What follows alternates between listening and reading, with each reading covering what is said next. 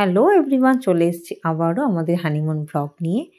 আর যারা আমার এই ভিডিওটা ফেসবুক থেকে দেখছো অবশ্যই আমার এই চ্যানেলটাকে ফলো করে দিও। আর যারা ইউটিউব থেকে দেখছো তারা অবশ্যই সাবস্ক্রাইব করে দিও নতুন নতুন ভিডিও দেখার জন্য। তো তোমরা আগের ব্লগে দেখেছো আমরা রোরাথাং পৌঁছেই আমি আর সুরজিৎ চলে গেছিলাম একটু সাইট সিন দেখতে। আর এত সুন্দর একটা জায়গায় আমরা গেছিলাম যে সেখান থেকে আসার ইচ্ছেই করছিল না। আর যে কেউই এই জায়গাটার প্রেমে পড়ে যাবে, কিন্তু দিদি আর গোপালদা ভীষণভাবে মিস করলো। ওরা বিকালবেলা যাবে। তো যাই হোক, আমরা চলে এসেছি আমাদের লাঞ্চ সারতে। আর অনেকটাই খিদে পেয়ে গেছিলো।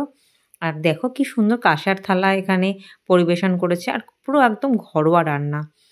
আর তার সাথে যেটা দিয়ে দিয়েছি, মানে আমরা আগেই টেবিলে বসে যেটা দেখে নিয়েছি, 2 রকমের চাটনি ছিল, মানে 2 রকমের সস টাইপের ছিল, যেটা খেতে ভীষণ সুস্বাদু ছিল।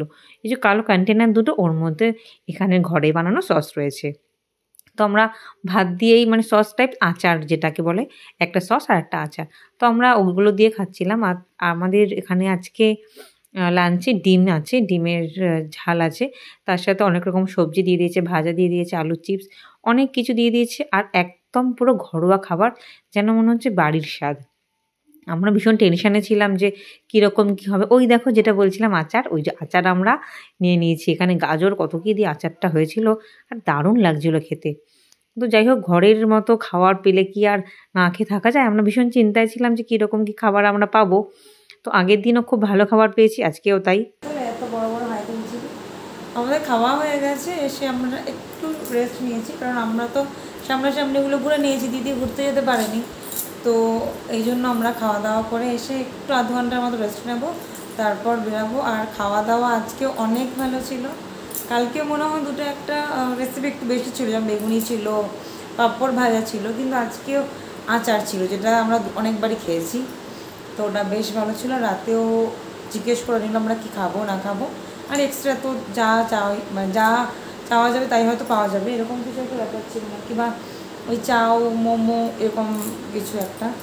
তো কালকে যেহেতু আমরা 4টে বাজে খেয়েছিলাম দুপুরের লাঞ্চটা, তো ওই জন্য খিদে পায়নি, কিন্তু আজকে আমরা 2টোর মধ্যে খেয়ে নিয়েছি, তো একটু খিদে পেতে পারে। তো এই জন্য আমরা যদি খিদে পাই, আমরা তো খাবার সব নিয়ে এসেছিলাম, আর স্ন্যাক্স আর চা তো দেবেই সন্ধ্যাবেলা। যদি মনে হয় তারপর বাইরের দিকেই যাবো, কি সেখান থেকে কিনে নিয়ে আসবো। আর তারপর খাওয়া দাওয়া করে এসে এখন তো 5 মিনিট 10 মিনিট টাইম নিতে লাগে বাড়িতে ফোন করার জন্য। ও বাড়িতে ফোন করে নিল, আমি বাড়িতে একটু ফোন করে নিলাম। তারপর এখন একটু রেস্ট নিই, তারপরে সাজুগুজু করে অনেক কিছু জামাকাপড় নিয়ে এসেছি, এখনও মনে হয় না সব কাজটা করতে পারবো, বাড়ি আমার টেনে টেনে নিয়ে যেতে হবে। তো সামনাসামনি রেখেছি গুছিয়ে, সেরে গুজে যাবো বিকালে। আর এখানে ওয়েদারটা নর্মাল, পাখা চালাতে হয়েছে। কালকে যখন কাঁপছিলাম, মনে হয় না আজকে সাথে কাঁপতে হবে বলে। দেখা যায় রাতে কী অবস্থা হবে। সামনের ভিউটা, রিসর্টের সামনেটা খুব সুন্দর, গাছপালা ভর্তি, সামনেটাও ঠিক আছে, জল যাচ্ছে। তো বিকাল দেখাও হলো এখনকার মতো। একটু রেস্ট নিতে নিতেই হয়ে গেল বিকাল। আর বেশি রেস্ট নিলে আর বাইরেটা ঘোরা যাবে না, যেমন আগের দিন খুব একটা বাইরেটা ঘুরতে পারিনি সিলারিগাঁওতে গিয়ে, তাই জন্য এখন রেডি হয়ে নিয়েছি। আর দেখো আমি পরে নিয়েছি শাড়ি। আমি শাড়িটা সাথে করে নিয়ে এসেছিলাম, যে কোনো একদিন তো পরতেই হবে। তো ভাবলাম এই সুন্দর একটা নদী দেখতে যাচ্ছি, যেটা ঘর থেকে দেখতে পাচ্ছি, সেটা সামনাসামনি গিয়ে দেখবো, একটু শাড়ি না পরলে হয়। তো শাড়ি পরে সাজুগুজু করে নিয়েছি। আর এই যে শাড়িটা, যেটা আমাকে গোপালদা দিয়েছিল, আমার ভীষণ প্রিয়, আমি দিদির বিয়ের দিন পরেছিলাম, তারপর আর পরা হয়নি। তো এই সুযোগ আর হাতছাড়া করিনি যে শাড়িটা নিয়ে চলে এসেছি। আর দিদিরা একটু আগে গেছে, আমি রেডি হচ্ছিলাম বলে আমি বললাম তোরা একটু আগে গিয়ে ঘোর, তারপরে না আমি যাচ্ছি। তো যাই হোক, চুলটাও বেঁধে নিলাম, কারণ খোলা চুলে আমি একটুকু থাকতে পারি না। আর আগের দিনের ব্লগেই বলছিলাম যে এখানটা পুরো একদম ফাঁকা।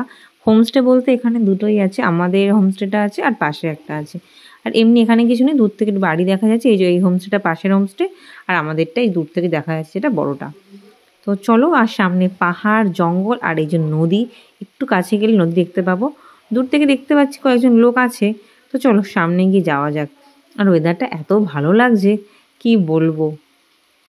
একটুখানি এগোতে দেখছি 2টো কুকুর যা দৌড়াদৌড়ি করছে, এই যেটা আমার একদম ভয়ের জিনিস, আমি একদম ভয় পাই। দেখো এখানে নদীতে আসতে হলে এরকম সিঁড়ি দিয়ে নিচে নামতে হবে, তারপর ওই যে দূরে কুলুকুলু শব্দে বয়ে যাচ্ছে নদী। চলো যাওয়া যাক। এর আগে আমি তো এটা ছবিতে দেখেছিলাম, যখন আমরা ঠিক করেছিলাম যে রোরাথাঙেও আমরা একদিন স্টে করব, তখন ছবিতে দেখা হয়েছিল, ভিডিও দেখেছিলাম। আর আজকে পুরো সামনাসামনি দেখছি, কি সুন্দর জলটা বয়ে যাচ্ছে। রাতে নাকি জলটা আরও অনেক বহুগুণ বেড়ে যায়, তখন নাকি প্রচুর গর্জন হয়। আর এই দেখো নদীর মধ্যে একটা লরি নেমেছে, কী সব যেন নিয়ে যাচ্ছে। আর এই লরিটা যে কোথা থেকে নামলো, কোথা থেকে এলো, আমি তো অবাক হয়ে গেছি। তারপর একজনকে জিজ্ঞেস করাতে সে বলে নদী দিয়েই নাকি লরিটা অন্য রাস্তা আছে, সেখান দিয়ে চলে যাবে। কি আশ্চর্য! আর কি বড় বড় পাহাড় আছে, আর তার সামনে দেখো নিচে পাথরগুলো কি বিশাল বিশাল, ওখানেই বসার সিটের মতো, ওখানেই বসে যাবে। আর এই উঁচু দিকটা দেখো বাসের এই জন্য সিট আছে বসার, ওখানটা তো বসে যাবে। আগে নদীটায় নামি, চলো, ভয়ও লাগছে।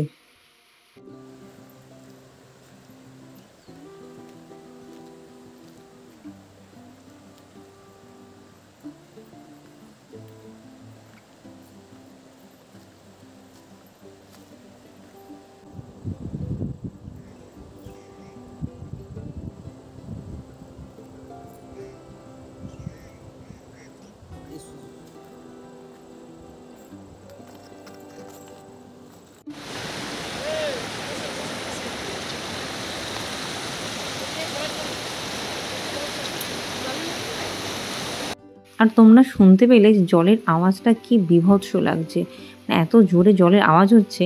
আর ওইদিকে দিদি আর গোপালদা অনেক দূরে বসে আছে, আর এদিকেও দেখলাম দু একজন দাঁড়িয়ে ছিল, একটু দূর দূর বলে অতটা দেখানো যাচ্ছে না। আর আগের দিন এরকম স্লিপার পরেছিলাম বলে আমার স্লিপারটা ছিঁড়ে গেছিলো, এই জন্য আজকে আর রিস্ক নিইনি, আমি শাড়ি পরে পামশু পরে নিয়েছি। দেখতে একটু অড লাগছিলো, কিন্তু কিছু করার নেই আমার। এখানে জুতো ছিঁড়ে গেলে আমি 3 সেট বা 4 সেট জুতো যাই আনি না কেন, সারানোর উপায় নেই, এই জন্য আজকে পামশু পরে চলে এসেছি। আর অনেকবার বারণ করা সত্ত্বেও দেখো গোপালদা চলে গেছিল নদীর ওই দিকটাতে। যাই হোক, জলটা একদম অল্প হলেও স্লিপ আছে, এই জন্য বারবার আমরা বারণ করছিলাম। আর একটা জিনিস দেখো, আমরা বাবা মফস্বলের মেয়ে, গ্রামও না শহরও না, আমরা মফস্বলে থাকি। আর এরকম থানকুনি পাতা বা অন্য কোনো পাতা দেখলে আমার ভীষণই মজা লাগে তুলতে। তো আমি এখানে দেখছি থানকুনি পাতা অনেক বড় বড় হয়ে আছে। আমি আস্তে আস্তে হঠাৎ দেখলাম থানকুনি পাতা, আমি বসে বললাম থানকুনি পাতা নেওয়ার জন্য। কালকে ভোরে উঠে আমি থানকুনি পাতাটাকে খেয়ে নেব। আর দেখো এরকম থানকুনি পাতা যেখানে পাওয়া যাবে, আমি সত্যিই অবাক হয়ে গেছি। যাই হোক, আমি লেট না করে কয়েকটা থানকুনি পাতা নিয়ে নিয়েছিলাম। সুন্দর একটা ভিউ দেখে এখন আমরা যাচ্ছি, স্ন্যাক্সের টাইম হয়ে গেছে। পুরো যত দূর চোখ যাচ্ছে সবুজে সবুজ, আর ওরা সব আমার রেখে চলে যাচ্ছে। দাঁড়া, এই যে